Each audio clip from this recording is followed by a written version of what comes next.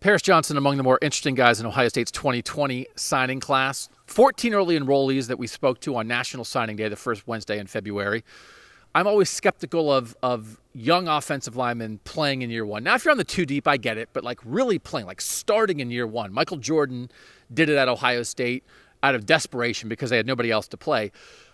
I don't know about Paris Johnson, but Ryan Day on signing day kept that door cracked open of could Paris Johnson play early. Nathan, you talked with him. Like, is that where we are with this guy who's a 5-star recruit from Ohio? Could we actually see him on the field in year one?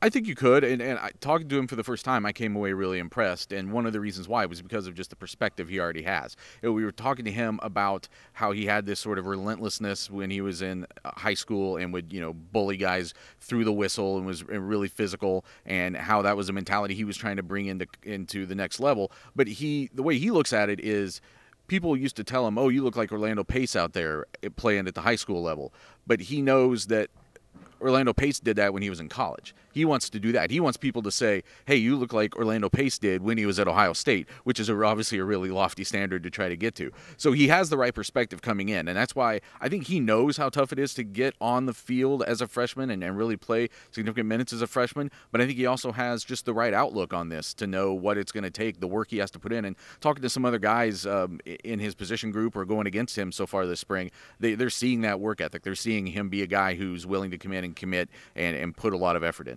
Steven, I'm going to put you on the spot. You've talked to Paris a few times during his recruitment. It certainly seems like the three most likely tackle candidates in 2020 are Thayer Munford, Nicholas Petit-Frere, and Paris Johnson. Part of Thayer Munford's a 2-year starter. Is he really going to beat out Thayer Munford? Nicholas Petit-Frere didn't win the right tackle job, but he's 2 years older than Paris Johnson. Could Thayer Munford move? I don't know. I'm going to put you on the spot. What right now, with what you know of Paris, with what we saw the first time we got to talk to him at Ohio State, what is your percent chance that Paris Johnson starts for Ohio State in 2020? I'm going to put it at about 65%. And that is high. Wow. And here's why. In a video we did earlier this week about the wide receivers, we talked about the fact that guys in that 2018 class who haven't necessarily taken that next step, and there are guys in this freshman class who might be able to overtake them, especially at that age position.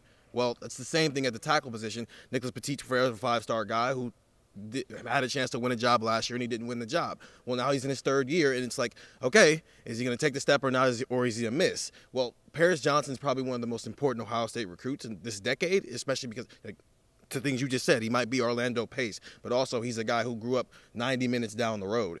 I would not be surprised if he ends up winning a job over Nicholas Petit-Frere. Nicholas Petit-Frere, who was, I think, ranked higher than Paris Johnson when he was a recruit. Yeah. You're a little bit out of your skis there. This is the enthusiasm. I mean, it's like you're new. You're still kind of new. Everybody loves the new guys, and it's like sometimes you forget that there are like 5 stars lined up here waiting for a chance. I mean, Brandon Bowen had a pretty good year last year. I think 65% is very high. I was going to say maybe about half of that, about 33%, and I thought that might be a little high, but the thing to remember is they need 3 starting tackles. You can't just have 2 starting tackles. You have to find a 3rd starting tackle. Yeah, but that's not, they don't play 3 tackles. No, but you have to get 3 starting caliber guys. You absolutely do. Look at what happened last year. You have to have a 3rd guy who's capable. Nicholas Petit-Frere played like 1 game.